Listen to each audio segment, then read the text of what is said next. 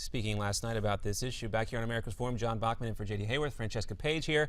And continuing to stick around with us to talk more about this is Dr. Richard Land, president of the Southern Evangelical Seminary. And also with us now is Kerri Kupec. She's the legal communications director and attorney with Alliance Defending Freedom. Thanks so much for being with us. Dr. Land, we were talking about this bathroom bill, so to speak, here. I wanted to have you continue what you were saying here. Why do you see this as just the beginning of more to come?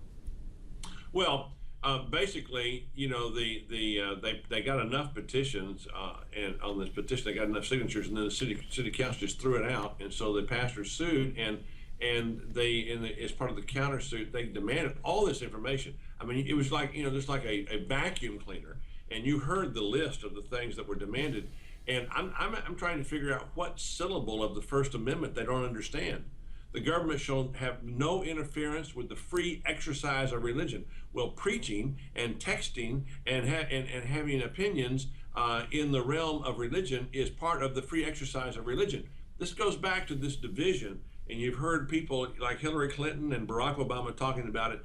They make it, they call it freedom of worship. We don't have a protection in this country for freedom of worship.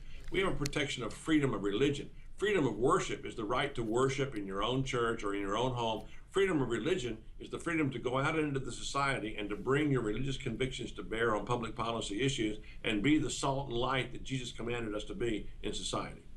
Kerri, I want to ask you, there's reports that pastors across the state are mobilizing a plan to hold a Don't Mess with Texas pulpit event. I want to ask you, what can supporters who live in other states do to join this cause? Well, they can certainly speak out. They can continue to exercise their freedom of speech, as Dr. Lant was saying. And just one point of clarification, and this may have been mentioned earlier, but these pastors are not even party to the lawsuit. In fact, the people who are suing the city government about this issue of whether or not there were enough signatures to get this ordinance before the people to take a vote on it, the pastor's not part of that lawsuit. Yet the city is still demanding that they turn over 17 different types of communication, not just sermons, but text messages and emails, anything that deals with homosexuality, gender identity, anything. It's so disturbing, and it certainly sends a very chilling message to not just pastors, but all of the people of Houston. It says that the government, if you speak out or oppose or have any kind of differing opinion than what the government has, you will pay. Kerri, what do you think the ultimate goal here was before the mayor walked this back? What do you think that they were trying to learn by getting a look at these sermons? It's absolutely a tool of intimidation, of retribution, of harassment. Clearly, they're concerned about pastors influencing the people in Texas. And so why they use this as a tool to harass and bully them into not speaking anymore, to not exercising their constitutionally guaranteed freedom of speech. And it sends a strong message, not just to them, but to all of the residents of Houston to not speak. And it's very disturbing.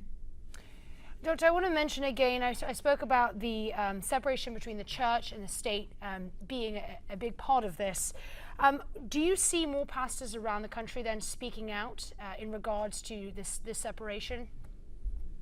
Absolutely. I think they're going to, you know, look, separation of church and state is a concept that was put together to protect the church from the interference of the state. If you look at the First Amendment, only the government can violate the First Amendment.